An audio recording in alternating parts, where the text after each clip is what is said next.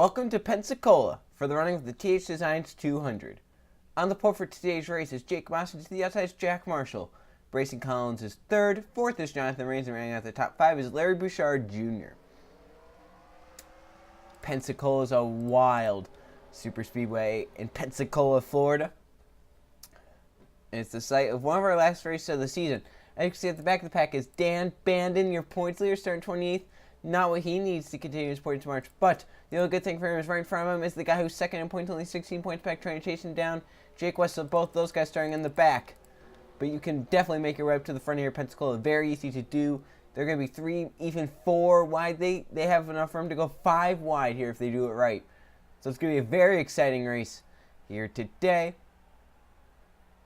And it's going to be a short race, 8 laps. If the caution comes out after halfway, the race is over. Even if the caution comes out at halfway, the race is over. Pace car in. 8 laps here at Pensacola. Jake Moss, Jack Marshall in the front row. They come down the front stretch. The green flag is in the air. We're racing here at Pensacola.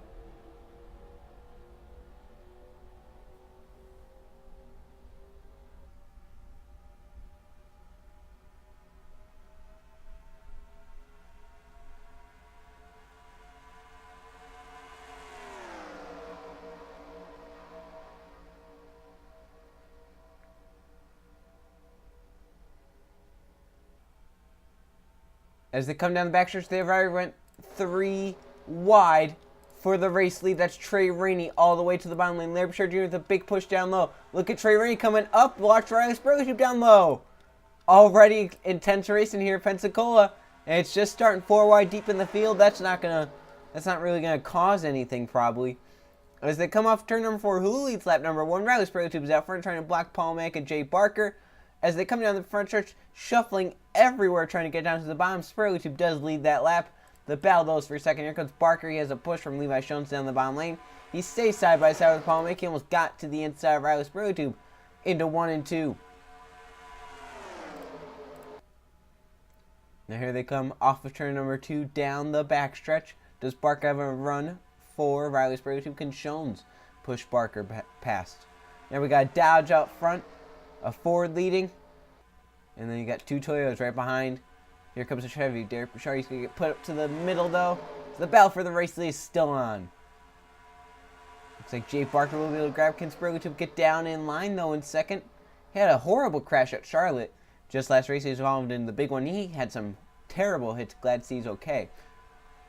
Barker trying to block Riley Spurgeon. He leads the lap by about half a car length. But he decides to go down and block the inside lane, thinking that's the better place to be as Anthony Rodriguez is coming. That's your Daytona winner.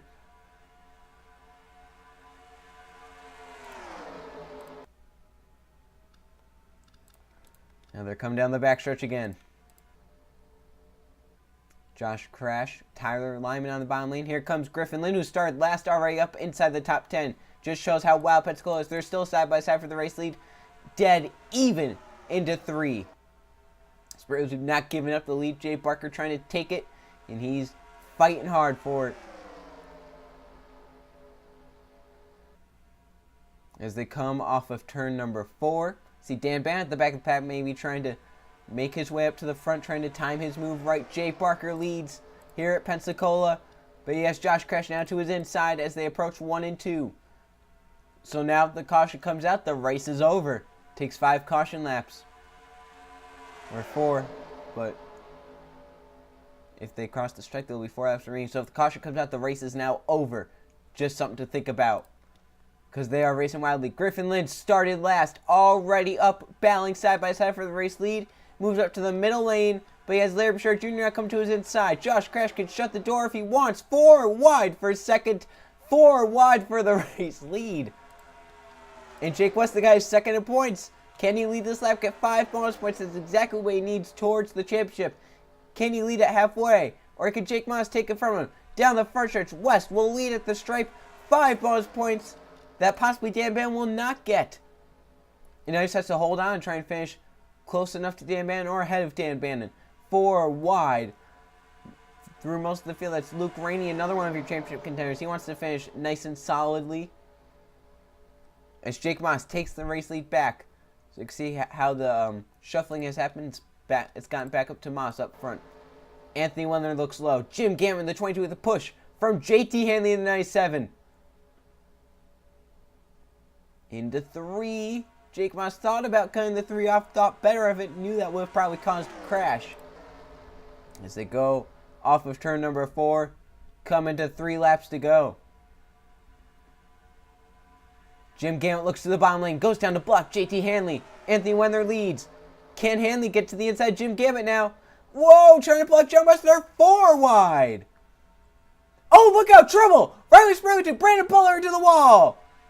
The yellow's out. That's going to be the race. Coming to 2 laps to go. Who can lead them back? It's going to be a fight. Jim Gammett, John West is on the bottom lane. Here comes Eli Bright in the 9.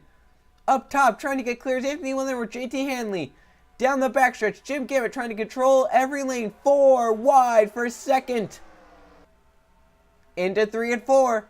I don't think anyone can catch Jim Gammett, but here comes Jonathan Rains with a big push from Paul Minnick. This is the race coming to 2 laps to go.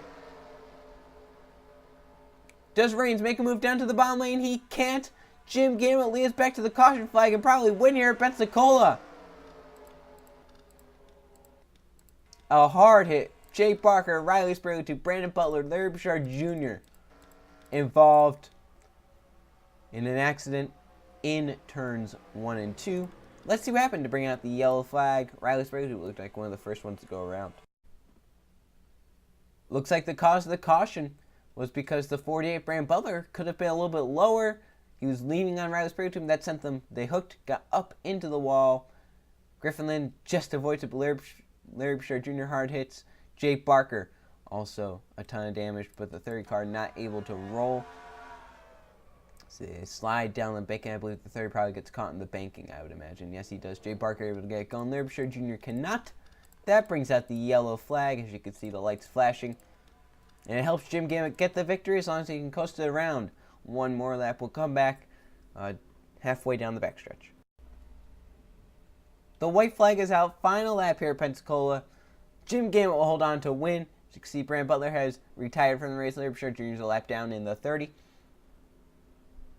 But man, oh man, Jim Gammett picking up a well-deserved victory. He needed that. He's had a pretty bad season. This will definitely relieve some of the pain of this season. And he'll get his first career ARCA Series win. I believe that is a win in all 4 series for Jim Gammett. So congratulations to the 22 team. With that, unsponsored 22 Dodge. But man, Dan Bannon made a charge. He was pretty much at the back of the field today. Goes up and finishes in the 9th position. That's good for his point situation. But Eli Bright will definitely close in, who finished 4th. Jake West in the 4. Finishes pretty deep in the field, 17th. Not what he needs. He did lead a lap, gets 5 bonus points. As they come down the front stretch, it's going to be Jim Gammett with the race lead.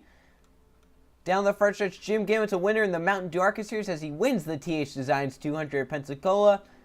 Jonathan Rains second as the field comes across. Sad we couldn't end under the green flag, but it was a great race nonetheless. And we still have 3 more races to run here at Pensacola. Let's check the finishing results.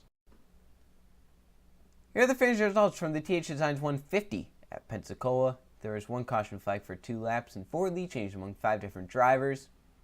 And it's Jim Gammett with the win. He led 3 laps, the most of anyone. In second, we have Jonathan Rains. Third, Paul Minnick. And fourth, it was Eli Bright. And rounding out the top 5, Brayson Collins. In sixth, we have Tyler Lyman. 7th, Trey Rainey. In 8th, John West. 9th, Dan Bandon. Rounding out the top 10, Jack Marshall. So there's your top 20. See, the poll here didn't even finish in the top 20. Just shows how wild Pensacola can be.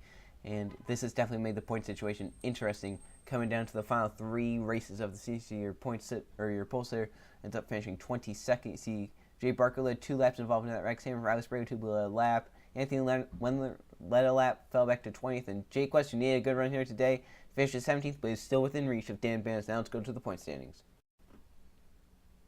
Only 3 races left of the season. Here are the point standings. After Pensacola, see Dan Band's still at that point, so he's held it pretty much all season long. He just keeps getting solid, consistent finishes, and he has a 37-point lead over Jake West, who is second. Eli Bright is third, 100 back. Fourth, Luke Rainey, 110 back, and fifth, Trey Rainey, 158 back. Those guys are going to need some help from the front two to get up there. They have Jeff Bryan 6th, tied with Anthony Wendler, who is scored in 7th. In 8th, Brandon Butler. 9th, John Gammett. And 10th, Jim Gammett. That win moves him up into the top 10. Great run for him here today. So there's top 10. Look at all the ties that we have down here. 3 people are tied for 17th. JT Hanley, John West, and Levi Shums all have 2,007 points. Look at Levi Shums. Not even a top 5 for this season. That's got to be disappointing for his team. Look down. The rest of the field. Man, even Jake Moss without a top 5. Stuart Grant without a top 5. Those guys obviously have to be disappointed with what they've done this season. But they still have 3 races to turn around. 3 races to get a top 5. And these 3 races are going to be insane coming down towards the end for a championship. As the next race will be the Camping World 200 at Talladega. See you guys then.